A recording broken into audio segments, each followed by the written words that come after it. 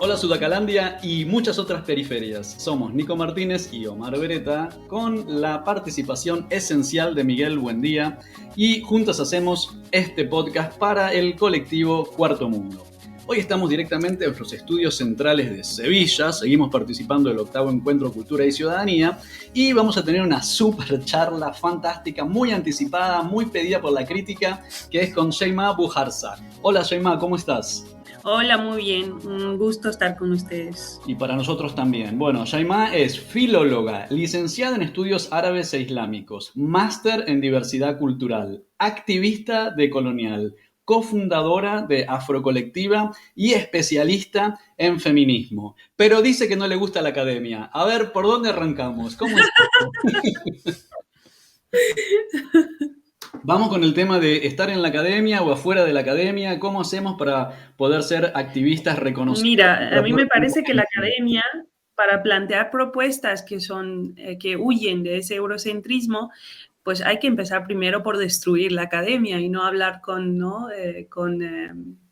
lenguaje, con epistemología de la academia, porque la academia sabemos que es bastante eurocéntrica, las propuestas que da es coloniales, es eurocéntrica, es racista, pues ¿qué quiere que te diga? La academia siempre ha sido dominada por blancos y ha sido siempre occidentalocéntrica, especialmente eurocéntrica.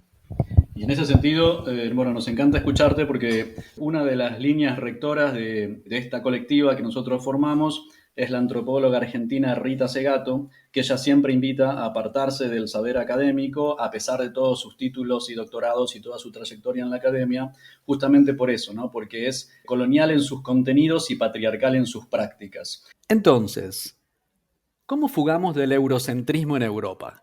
Pues mira, el eurocentrismo, primero como lo entendemos, ¿no? Lo entendemos como si Europa y los conocimientos parten desde Europa, ¿no? Imaginar Europa como el centro de los saberes, el centro de las epistemologías y la manera de pensar y de validar y de ver el mundo y de estar en el mundo está en Europa. Entonces, ese es lo que planteó en su momento Grosfoguel, habla acerca de esa colonialidad del poder, porque va más allá de un pensamiento epistemológico, ¿no? Es todo un sistema que opera y que reúne los saberes y que se apodera de los saberes. Incluso se habla de un racismo epistemológico, ¿no? Y es la propuesta también de Grosfoguel y de Dussel, ¿no? Entonces, ellos hablan de una colonialidad del poder y de la posibilidad de una política radical más allá de las políticas de identidad, de la articulación de un discurso crítico que lo que hace es superar el nacionalismo y el colonialismo. También lo que se hace, lo que se propone desde un pensamiento descolonial o decolonial es superar los paradigmas de la economía política y de los estudios culturales. Parte de un criterio que la colonialidad y la modernidad son dos, ¿cómo se dice? Una moneda de doble cara, ¿no? Tienen que ir de la mano. La modernidad, como surgió, es a través de genocidios. Genocidios no solamente de gente, de epistemologías, de culturas, de saberes, de modos de vivir en el mundo. Entonces, la modernidad y la colonialidad no van de la mano. ¿Y qué hacen estos dos sistemas? Es crear un eurocentrismo hegemónico, universal, neutral, objetivo. Entonces, partimos desde ese eurocentrismo, lo que hace es aniquilar los saberes del mundo o del sur global en especial. Por eso es que hablamos de que la academia se centra en este sistema mundo, que lo que asume, que el conocimiento, que todo lo que parte de Europa es lo neutral, es lo objetivo, es lo universal. Y esa sería la crítica ¿no? al racismo epistemológico incluso. Y es fascinante porque, bueno, como nos enseña Quijano, el capitalismo nace en las Américas, ¿no? Esa etapa de acumulación originaria que luego es lo que vuelve a Europa esa posibilidad de estado de bienestar y de centro mundo, ¿no? Y empezar a pensarse como lo único o la única alternativa que hay o lo que debe ser. Y fuera de Mm. micrófono nos habías hablado un poco de la propuesta de colonial desde los feminismos. Y también nos habías mencionado algo de feminismo e interseccionalidad desde tu punto de activismo. ¿Querés que conversemos un poco sobre eso? Por supuesto, dentro de este sistema mundo surge lo que es el feminismo hegemónico, un feminismo mainstream, blanco, o sea, que todos son sinónimos de lo mismo. Y parte dentro de este sistema, lo que hace es excluir las otras formas de ser mujer. Y la única mujer prototipo es la mujer blanca, hegemónica. Lo que hace la propuesta de colonial es descentrar el feminismo, volverlo, hacer una crítica hacia la universalidad del feminismo, plantear unas propuestas de emancipación propia desde los contextos y que no solamente cuestionan esa no seccionalidad de los feminismos en plan solamente pensar desde la variante de género y obviar todo el resto, porque sabemos todos que el feminismo empezó como un movimiento racista, entonces, ¿sabes? No podemos Sí. partir o pedir espacio dentro de ese feminismo que de sus raíces nos ha quitado espacio. Entonces lo que hacemos es salir de ese espacio y salir de ese sistema y plantear otras formas de emanciparse. Probablemente no llamarse feminismo. Yo creo que una crítica de colonial o una propuesta de colonial bastaría. O sea, bastaría para emanciparse dentro de este ¿no? sistema mundo patriarcal, ¿no? Precisamente. Entonces, la propuesta de colonial no solamente repiensa el género y repiensa el sistema patriarcal, sino todo lo que viene ¿no? acompañado con este sistema mundo.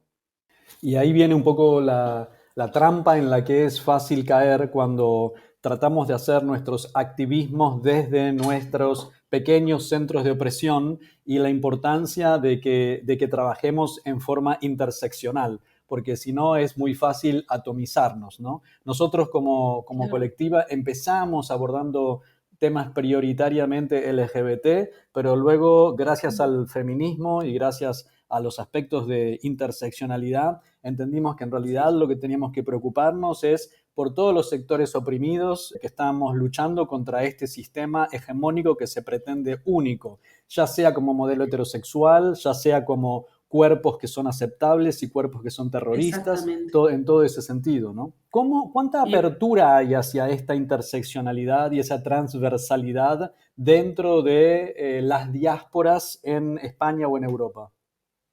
hay mucha resistencia hacia ese discurso interseccional y hacia el ceder espacio a mujeres que no pertenecen a ese prototipo de mujer blanca de clase alta o clase media. En general, mujer blanca es el prototipo de ahora. Porque se entiende que tienen que perder privilegio y tienen que ceder espacio como mujeres y tienen que aceptar que como mujeres ejercen violencia. Es que como mujeres pueden violentar, ¿no? Angela, no sé si te lo he contado antes, pero Angela Davis hablaba de que el hombre negro y la mujer blanca tienen una doble posición, pueden ejercer de opresores y también de víctimas al mismo tiempo. La mujer blanca es víctima del patriarcado, pero puede ser, o sea, puede tener ese papel de opresora a través de racismo. Y el hombre negro sí es víctima de racismo, pero puede ejercer como opresor a través del sistema de patriarcado. Entonces, mientras estas dos personas lideran movimientos sociales y movimientos de emancipación, siempre estaremos en la otredad, ¿no? Siempre estaremos en la otra intersección que nunca se habla de ella, la mujer racializada, la mujer del colectivo LGTBI, negra, migrante, etcétera, etcétera. Yo creo que estos movimientos feministas que no solamente no piensan en clave al sistema racista, al sistema imperialista, al sistema eurocentrista, cristianocéntrico, lo que no piensan es que una mujer en el sur, una mujer racializada, es que la atraviesan otro tipo de jerarquías. No solamente existe la jerarquía sexual, la jerarquía del patriarcado o el racismo, etcétera. No, hay otras cosas. Por ejemplo, la jerarquía etnorracial, de que los occidentales son superiores a los no occidentales. La jerarquía de género, que sí la tienen en cuenta, pero tienen en cuenta la jerarquía espiritual. ¿m? Donde los cristianos, católicos y protestantes son superiores a las otras formas ¿no? de existir espiritualmente. La jerarquía estética, donde lo blanco es la norma, pedagógica, lingüística, donde nosotros que partimos del África tenemos que aprender otras lenguas y nuestras formas de hablar no son aceptadas. Entonces, hay que plantear otros tipos de jerarquías que no estamos abordando dentro de los espacios feministas hegemónicos. Claro, esto es fascinante que decís, es un tema que nos ocupa mucho porque el plurilingüismo es, aparte de la plurinacionalidad, es un tema que nosotros sentimos que hay que mover fuertemente, porque con cada uno Mm, de las lenguas, de los idiomas, viene una cosmogonía, un sistema de saber, de sanación, una cantidad de sí, cuestiones que no se traducen a otros, tan simplemente a otros idiomas, ¿no? Y también nosotros en Sudamérica, especialmente, bueno, en Latinoamérica en general, o en estos territorios ocupados que llamamos Latinoamérica, luchamos al interior de nuestros colectivos con el problema de la asimilación. Claro, por supuesto, en general, los varones gays, blancos, con pasabilidad heterosexual, a veces no tienen tantas ganas de salir a tirar piedras porque total ellos van a conseguir un buen trabajo, bueno, esa cuestión, ¿no? exacto. Y siempre tiene que ver un poco, acá está el tema de la falta de conciencia de clase, ¿no? Por esta cuestión del asimilacionismo, que bueno, siempre lo repetimos, es una característica del capitalismo, eso de incorporar, de integrar desintegrando, ¿no? ¿Eso Mm. también es algo que ustedes viven en España, en Europa, con respecto de las otras compañeras, compañeros, compañeras que son racializados, que, que son parte de un grupo oprimido, pero que si hay pasabilidad, entonces capaz se pierden un poco este afán de activar, de militar? Claro. Yo creo que es un modo de resistencia. Ahora mismo ser una persona racializada es resistir dentro de este, ¿no? Este sistema, dentro de esta sociedad occidental. Yo creo que yo una vez me pongo hijab y salgo a la calle, estoy en el punto de mira. Soy un objetivo, soy un target, ¿no? Estoy constantemente recibiendo violencia, violencia, microracismo, una violencia incluso institucional, una violencia académica. Mira, yo estuve haciendo un máster de diversidad cultural en Melilla. Investigué sobre la cuestión de, hablando ahora del plurilingüismo, del amazigh, que es una lengua autóctona de pueblos indígenas del norte de África, y es una lengua que habla el 80% de la población melillense. Y la población melillense del norte de África es española, porque España colonizó Norte de África. Entonces, esa lengua, aunque el 80% de la población melillense no es una lengua oficial, entonces yo hice un artículo al respecto y el tutor que me revisó el artículo es una persona que no pertenece al colectivo, no a la población amazigh y me dice que faltaba objetividad. Ah, Y ahí es cuando hablamos de claro. que él, claro, que le estaba metiendo muchas opiniones, pues. Y de eso se... Ahí es cuando hablamos Claro. de racismo, ¿no? De racismo epistemológico, racismo académico. Es cuando nosotras con esta fenotipo, pues no somos objetivos nunca, ¿no? Nunca se nos va a tomar como personas objetivas ni no neutrales. Claro, nunca más claro que entre el ejemplo que acabas de contar, esto de que el que no registra que hay opresiones porque la ejerce, ¿no? Eso es como Exacto. clarísimo con tu profesor. Así, claro. Acá tenemos un chiste de una presentadora de televisión en Argentina que una vez en un programa le criticaba a una invitada, estás muy politizada, querida, le decía. Claro, es como, Exacto. claro, pero bueno, y sí, claro, no sé, de eso se trata un poco Sí. la vida también, ¿no? Es interesante como esto que hablas, ¿no? De que sos un target cuando salís a la calle, esta mirada occidental en términos culturales, pero que también lo vivimos dentro de nuestros territorios, que como decimos siempre, ¿no? Nosotros somos una especie de híbrido porque quedamos geográficamente en el hemisferio occidental, Mm, pero bueno, en realidad, sí, ¿cuánto compartimos con el norte económico, ¿no? Y de hecho, claro, exacto. hay una mirada también de target hacia las personas racializadas, hacia las personas en mayor situación de vulnerabilidad, hacia las personas con menos privilegios y bueno, tienen problemas porque la policía los va a detener más veces, le van a pedir más veces el documento, hay como una especie de portación de rostro, ¿no? Que ya hace que sean... Perfilamiento racial, ¿no? Sí, y eso es interesante porque a la hora después de la salvación a la que se dedica el norte económico, ¿no? De los mundos, viene esto de cuáles son los cuerpos que son cuerpos aceptables para el sistema y los cuerpos terroristas, porque si no te querés asimilar,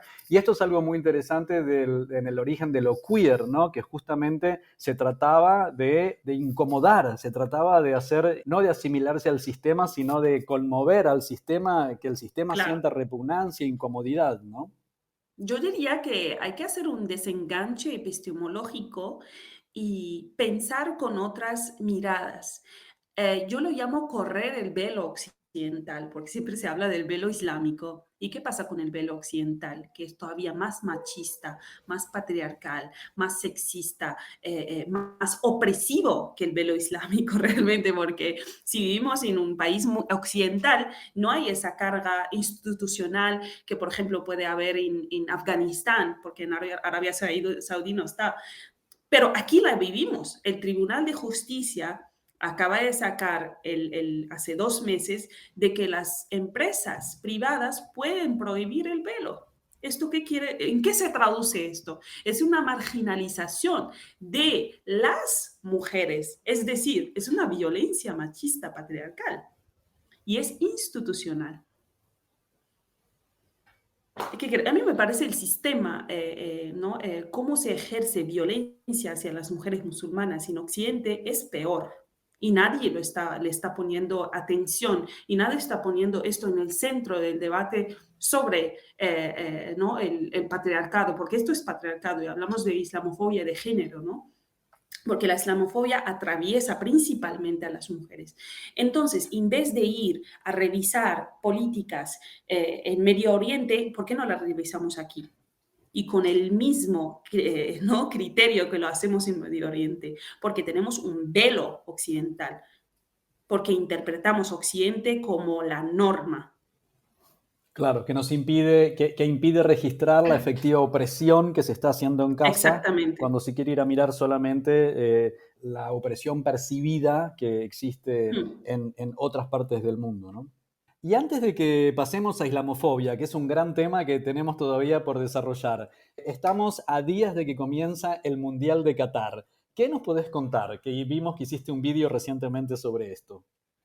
Yo creo que la crítica hacia Qatar se está haciendo con un eurocentrismo, se está haciendo con un racismo absoluto, porque se habla de la muerte de 6.500 personas desde 2010 hasta 2022 y se critica, se hace un boicot a Qatar para no ir por esas muertes, por ese, digamos, capitalismo racial, mientras en España, en el sur de España, mueren cada año 4.400 personas y absolutamente nadie se pone en alarma hacia esas personas. ¿Y por qué? Porque esos cuerpos son negros, esos cuerpos son en el espacio de no ser.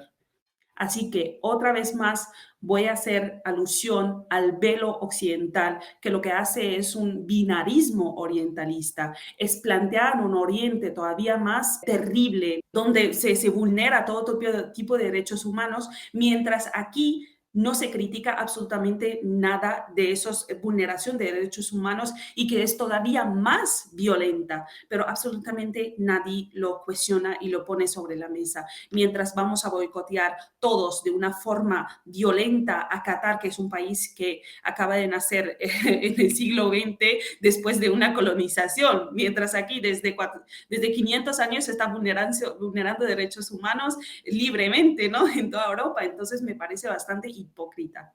Es muy interesante porque esto nos lleva al tema que hablábamos fuera de micrófono de la necropolítica, ¿no? Esto de los cuerpos que no importan, Claro. que nosotros tenemos, bueno, Mm. un podcast hecho sobre este trabajo de políticas de la enemistad de Bembe, pero claro, así como hablabas de recién de la otra cara de la moneda, ¿no? Estas democracias occidentales llevan esta otra cara de la moneda que es todo el Sí. trabajo y estas vidas que no importan sobre la que se sustenta gran parte del mecanismo de la economía. Bueno, y en España los cuidados de las personas mayores y en fin, como situaciones realmente Claro. críticas, ¿no? Como muy claves para que el... Y las muertes en los campos de temporeros y temporeras que son violadas, que sacaron un caso, por ejemplo, de una muerte de un inmigrante en Qatar, que murió de un golpe de calor y murió porque trabajaba 10 horas, etcétera. El mismo caso ocurrió en Huelva de un hombre de Nicaragua que murió de un golpe de calor después de trabajar 11 horas a 40 grados. Tenemos el mismo caso.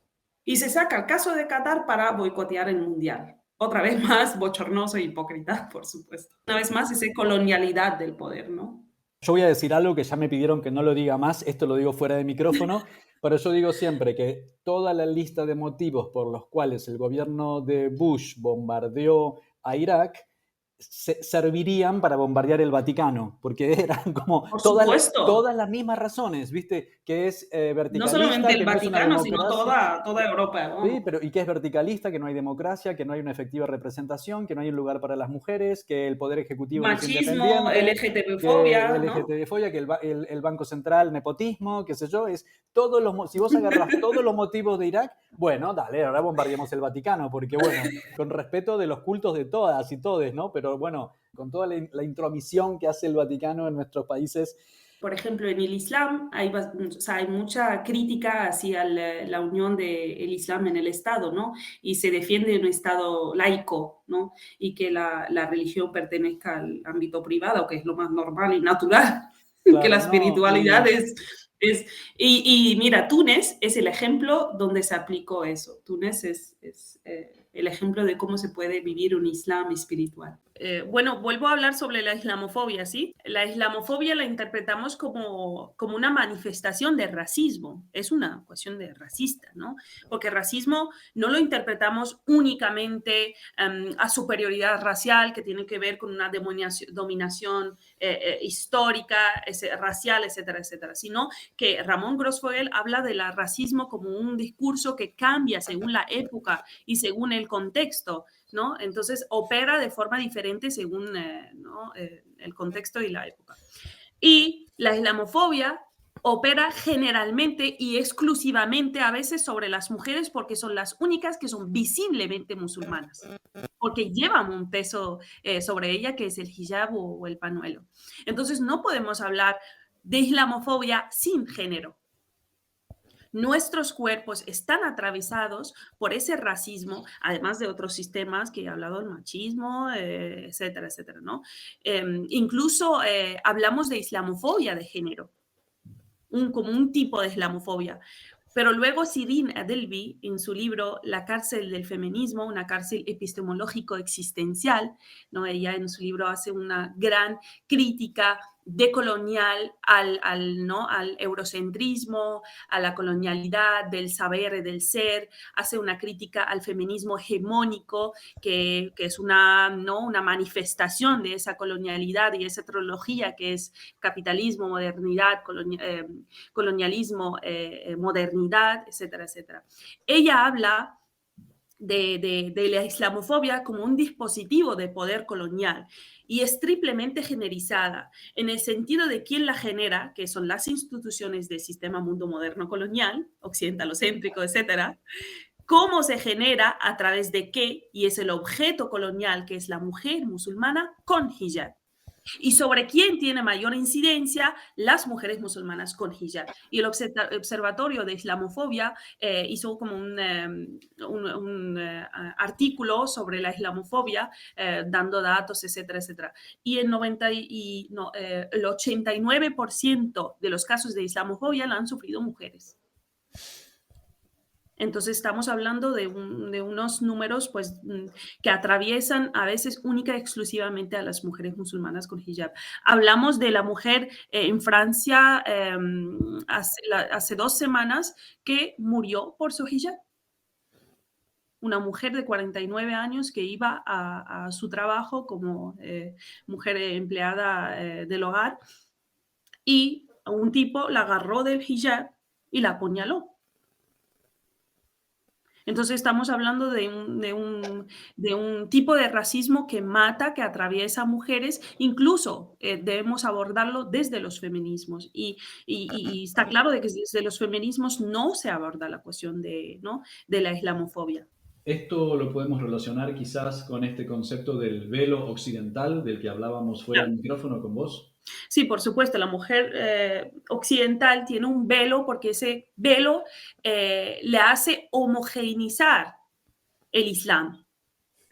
Primero, cuando hablamos de Islam, ¿de qué Islam estamos hablando? Estamos hablando de una espiritualidad, del Islam de ISIS y de 9/11, etcétera, etcétera, que es ¿no? la visión dominada en Occidente, incluso en Abya Yala en general, ¿no? Esa es la única imagen del Islam porque es que no hubo otra imagen, no hubo espacios donde se pueda ver ese Islam como una espiritualidad. Porque el Islam no es una religión, nosotros no tenemos dogmas, no tenemos clérigos, no tenemos iglesias, ¿no? Nuestra dirección es, nuestra como relación con Allah es directa, es absolutamente directa. Entonces hablamos más de una espiritualidad. Mira, la mujer occidental tiene un problema gravísimo con las mujeres musulmanas porque ejerce como ¿no? ese complejo de salvadora. Y eso lo vimos en el libro de Orientalismo con Edward Said, que él incluso reproduce esa imagen de Roger Bartra, ¿no? Que habla de esa imagen desgarradora del salvaje en el espejo. Es decir, las mujeres occidentales plantean las mujeres musulmanas como eternas víctimas, pasivas, imposible de que emancipen solas, para que en ese espejo la devuelve esa imagen sobre ella misma como una mujer libre, una mujer emancipada, una mujer que no necesita un hombre que la salve, etcétera, etcétera, etcétera. Entonces, ese binarismo orientalista del que habla Edward Said, donde planteamos, imaginamos Oriente como donde viven seres salvajes, donde no hay ninguna igualdad, etcétera, etcétera, para que nos devuelva esa imagen de Occidente como un Occidente salvador, como un Occidente que incluso va a colonizar, va a matar y asesinar a esa gente para salvarlos y para llevar, ¿no? digamos, esa civilización, ¿no? Y ese discurso recae sobre las mujeres musulmanas sobre todo, porque incluso cuando hablamos de Afganistán, quisimos invadir Afganistán para salvar las mujeres. Y Pastora Durrani dijo en una entrevista, yo no necesito un hombre musulmán, un hombre occidental blanco que me salve, porque durante 20 años nunca me han salvado. Y habla desde su posición en Afganistán. Hablamos de Irak, donde para salvar las mujeres del Islam hemos invadido Irak y hemos matado 500.000 de civilización, de personas civiles. Hablamos de Malí por parte de Francia, donde hemos invadido para salvar a esas mujeres, pero nunca lo hemos salvado. Lo que hemos hecho es usurpar, es colonizar, es matar y asesinar. Entonces, ese discurso de salvación de las mujeres musulmanas es bastante colonial.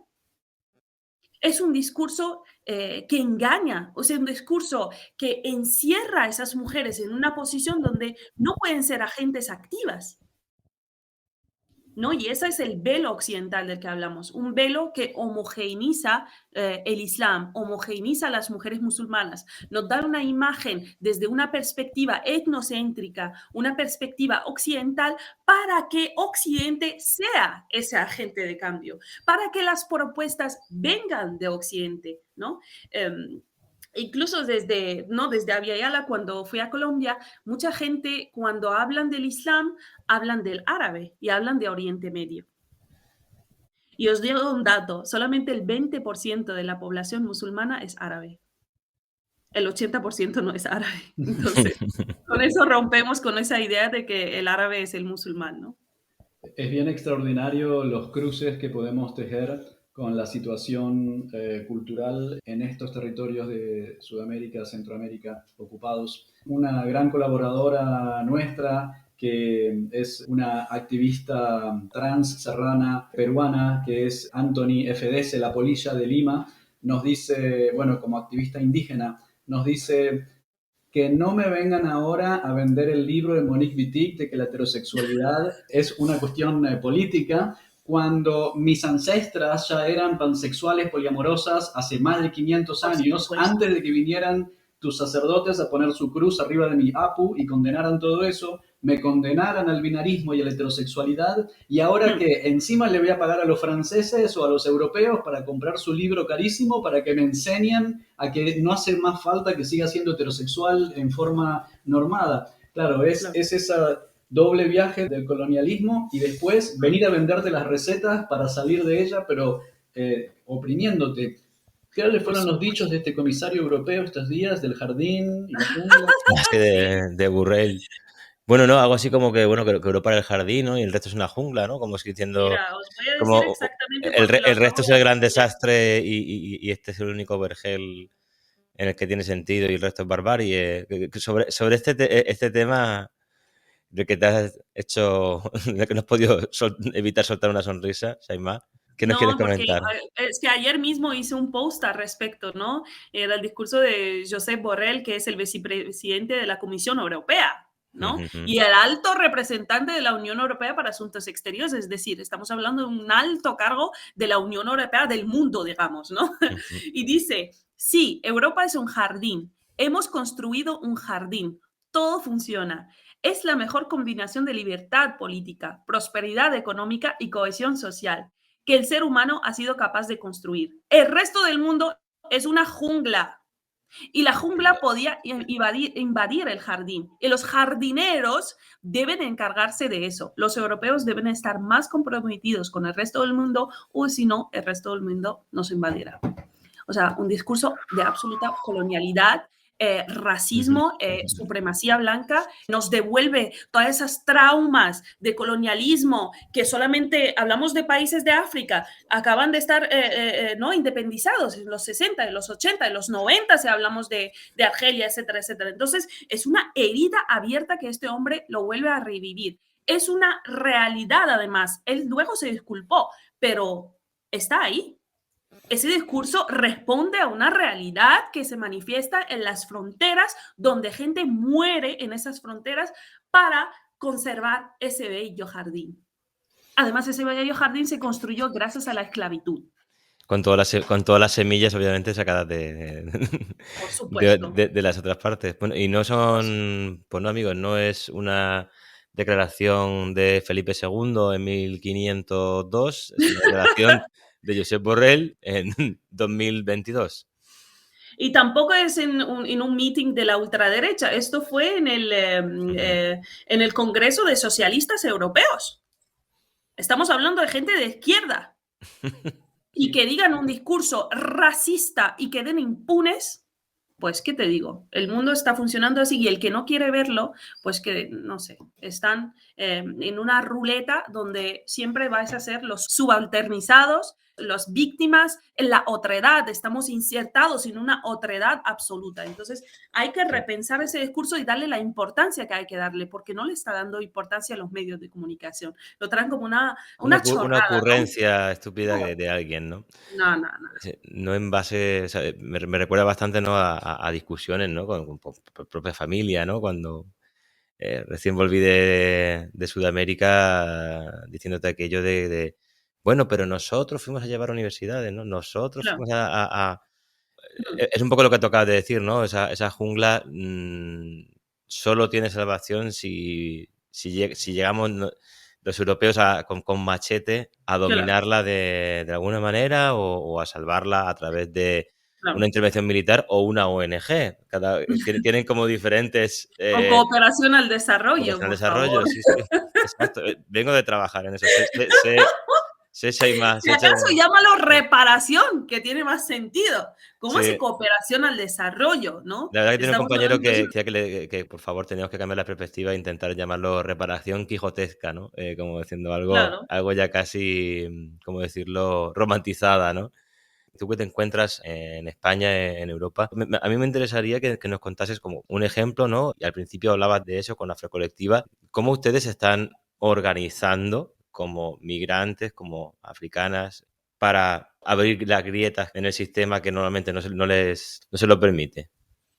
Pues mira, primero Afrocolectiva es una red transnacional. En la coordinación somos 6 personas. Una está en República Dominicana, otra en Colombia, otra en Argentina.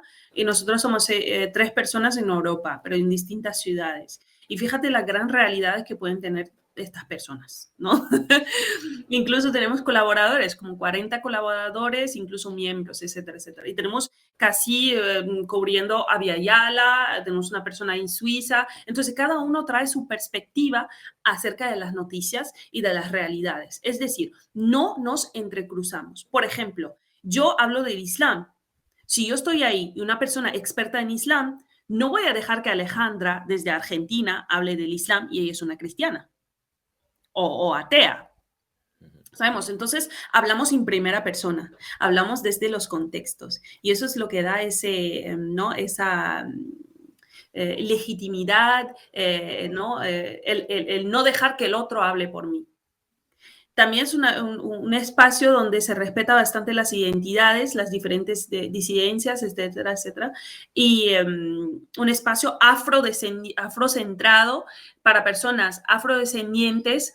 No permitimos que personas blancas colaboren. Creo que tienen bastante espacio donde pueden aceptarlo y militar desde ahí. Entonces, estas dos características o tres nos permiten hablar en primera persona y nos permiten traer nuestros contextos a las diferentes realidades que estamos sufriendo. Entonces, me parece espectacular. Incluso hablamos de la Biblia. Hay una persona, Ansel, que es experta en la Biblia. Entonces, habla cómo, por ejemplo, se ha usado la Biblia para esclavizar, el libro de esclavos, ¿no? Y ahí, en ese tema, y antes de que vayamos cerrando, te quería preguntar, en Sudamérica, bueno, la cuestión de la religión, ahora que mencionas la Biblia, nosotros hemos hecho un podcast sobre Biblia y la comunidad LGBT y un análisis exegético respecto de qué es lo que realmente dice la Biblia y luego qué es lo que en distintos momentos históricos, con oportunismo, distintos actores con intencionalidad le han querido empezar a hacer decir. Y esto, claro, finalmente se vuelve la palabra de Dios, porque lo escuchás cuando vas al templo con el pastor o con tu sacerdote o lo que fuere, y no todo el mundo tiene la capacidad o el tiempo o la disposición o la curiosidad o la posibilidad de sospecha de que quien es tu líder espiritual o tu persona de confianza te está diciendo algo que, bueno, que no es exactamente así. Entonces te queríamos preguntar también la cuestión de los sospechas o de las ideas que nos llegan quizás sesgadas o muy parcializadas o fuera de contexto del tratamiento de la comunidad LGBT bajo el Islam. Por supuesto, yo creo que esa imagen de la heterosexualidad y la familia como base de la sociedad, que no solamente afecta al acto sexual en sí, sino a cualquier relación social dentro de la sociedad, esa se fue, digamos, universalizándose a través de todo el mundo gracias a la colonización. Pero ahora hablamos dentro del Islam, hay bastante propuestas. Nosotros en el Islam tenemos 4 escuelas de interpretación. 4 escuelas, es decir, esas solamente las más grandes y hegemónicas. Hay bastantes cuestiones sociales en el Islam que se están haciendo una reinterpretación, una relectura desde una perspectiva feminista, desde una perspectiva LGTBI, etcétera, etcétera. Me gustaría mencionar estudios de género, Queer Studies, que lo están haciendo en inglés la doctora Amina Wadud, que es una referente de feminismos islámicos, y ella es una persona no binaria. Voy a mencionar en Islam, como he dicho, no hay que comparar el Islam con el cristianismo. El Islam no es una religión, es una espiritualidad y tiene su propia heterogeneidad, etcétera, etcétera. En Islam, Allah no es masculino ni femenino. No tenemos esa dualidad de género en el Islam. Allah lo entendemos como una unidad holística que traspasa los géneros. Incluso los nombres de Allah vamos a encontrar unos femeninos, unos masculinos, unos que no tienen género. Y eso es muy importante a la hora de interpretarlo desde una perspectiva feminista, LGTBI, ¿no? De ir más allá del binarismo, de ir más allá del hombre, de lo masculino, porque entendemos que somos iguales. Si Allah no es masculino, pues ya no hay esa jerarquía, ¿no? Entre los géneros, como lo podemos entender, por ejemplo, en el cristianismo, ¿no? Donde tenemos claro que Jesús es hombre. Ahora, no sé si se está haciendo una reinterpretación que hay que investigar y ver, pero yo no soy experta en la Biblia, entonces, pero en el Corán sí se está haciendo una relectura, sí se está haciendo una reinterpretación y lo que se hace es rechazar y separar lo humano de lo sagrado. Esto es muy importante a la hora de rechazar perspectivas pues homófoba, LGTBI-fóbica, etcétera, etcétera. En los diferentes países se está adoptando una perspectiva más humana, más humanística, más holística del Islam. Y eso ha permitido que coexistan diferentes modelos de familia, modelos de personas dentro de, ¿no?, de esta sociedad. Por ejemplo, Túnez o Turquía. Bueno, eso creo que es información muy importante y trae gran alivio porque, como hablábamos antes, hay una reproducción de una información como si hubiera sido fijada desde el inicio de los tiempos y es solamente una cuestión de interés, que sí, que coincidimos en que es una cuestión de interés colonial. Y en Sudamérica también, especialmente por parte de las iglesias evangelistas, hay como cierto acuerdo productivo del capitalismo más cruel, que es que destinar especialmente a la población más vulnerable a reproducirse y obedecer unas normas que le implican una vida con unas normas morales bastante exigentes, de modo que lo único que hagan sea los hombres ir a trabajar, volver a casa, reproducirse y seguir generando un infinito de mano de obra barata, donde las iglesias prestan un asistencialismo mínimo que los mantiene en la pobreza y el Estado se retira porque eso es lo que sirve al proyecto neoliberal, ¿no? No te puede decir que no, Omar. No te puede llevar la contraria. Es lo vivimos todos al ser personas del sur. Yo creo que ese es el sistema que ha operado en absolutamente todas las sociedades del sur, ¿no? Y es producto de un solo sistema, mundo moderno, colonial, capitalista, militar, blanco, heterosexual, occidentalocéntrico y cristianocéntrico. Así lo denomina Ramón Grossfogel, ¿no? Y bueno, y pasando, a mí me viene a la mente, no me ha podido evitar venir a la mente, ¿no? Fíjate, desde lo más arriba, que viene a ser un comisionado como Josep Borrell, a una vecina de mi pueblo, mi madre, que trabaja digo, para el momento, me ponemos en el momento de declaraciones intensas, ¿no? Pero como esto atraviesa un poquito todo lo que se piensa, ¿no?, de ese mundo salvaje que hay que cortar o civilizar o no dejar que toquen tu jardín. Por ejemplo, te pongo un ejemplo. Esta señora es voluntaria en Alimentos Solidarios, una ONG que reparte a gente que no tiene recursos, reparte alimentación diaria, reparte paquetes de arroz, reparte paquetes de pasta, botes de tomate, etcétera, ¿no? Y esta misma señora viene a casa y toma café con mi madre y comenta que qué cara más dura tienen las moras, como dice ella, ¿no? Qué cara más dura tienen las moras porque no trabajan, porque no hacen nada y vienen todos los días a comer de gratis, ¿no?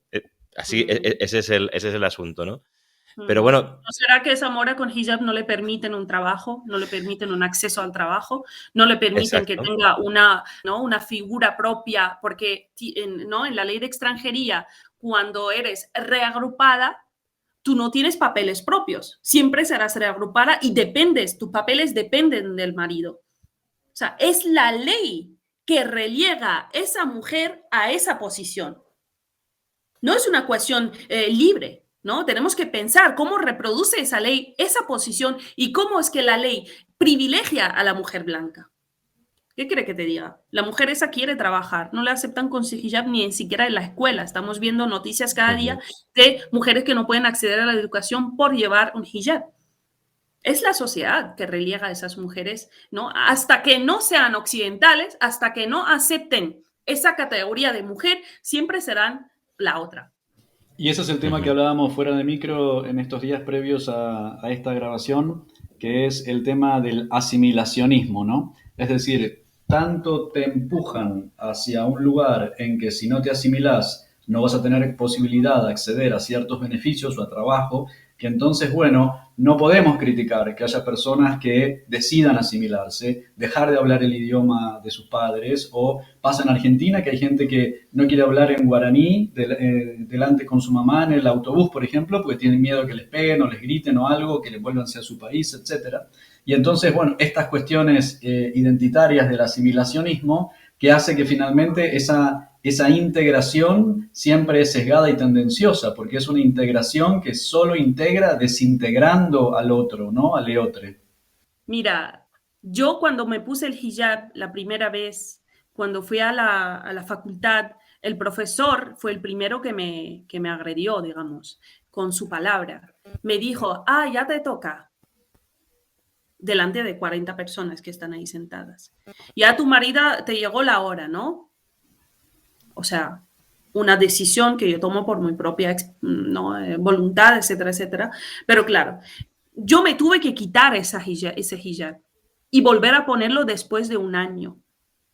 Entonces, ese hecho de quitarlo vino como reforzado por unas miradas, mi círculo social se redujo al 80%, ya no puedo ir yo iba a bares, etcétera, ya no puedo ir, veo que se me hace pequeño el mundo, ¿no? Entonces lo que hice es quitarlo, ¿no? Trabajar en incluso en mis argumentos, trabajar en cómo voy a confrontar esta sociedad siendo lo que soy. Hoy en día no estoy mentalmente preparada para ello, entonces me lo quité, trabajé sobre mi salud mental, trabajé sobre mi personalidad, mi identidad, reforcé esa identidad y esa disidencia y esa lucha, estando en este sistema, yo digo que con mi aspecto incluso mi existencia es resistencia.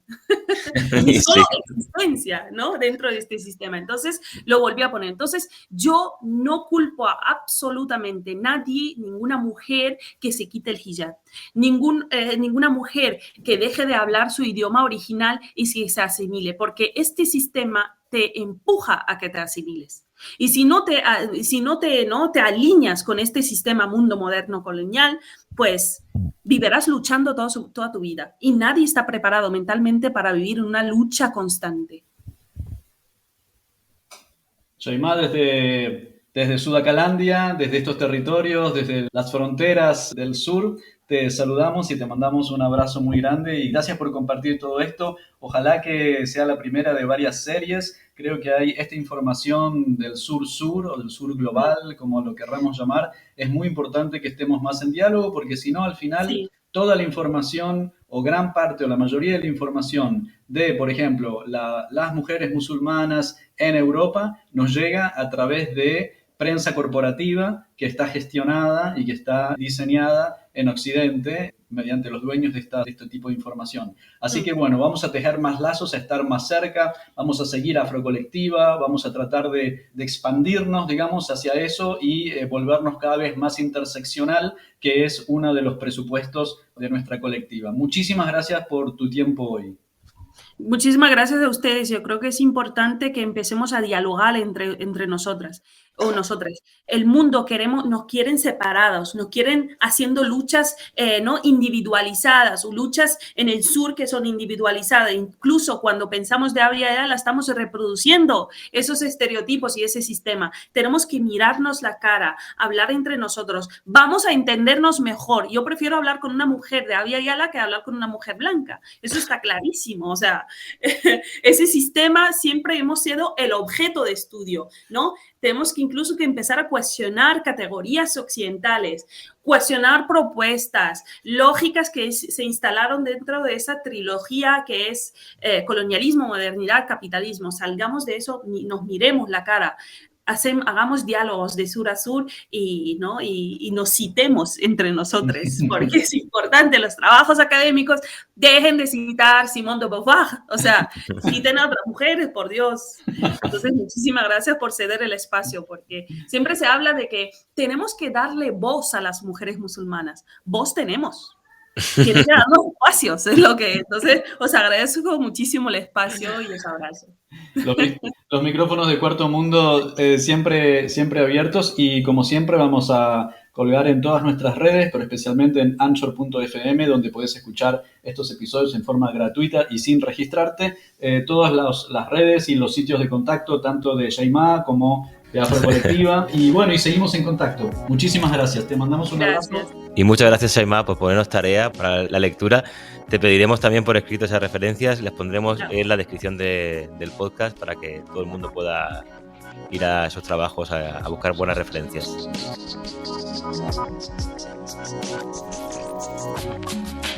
Vamos a terminar. Somos Nico Martínez y Omar Beretta. Y este es un podcast del colectivo Cuarto Mundo. y Miguel Buendía, creador de la productora Nomad Radio y residente en Onda Saibú, Centro Cultural de España, Juan de Salazar, en Paraguay. Seguinos en Facebook y Twitter, @putoelquelee108. Y en Instagram, @censurado108. Y también pueden encontrar mi trabajo en www.nomadradio.art y en Twitter como @MiguelGibbu. Para toda Sudamérica, Educación sexual integral y laica.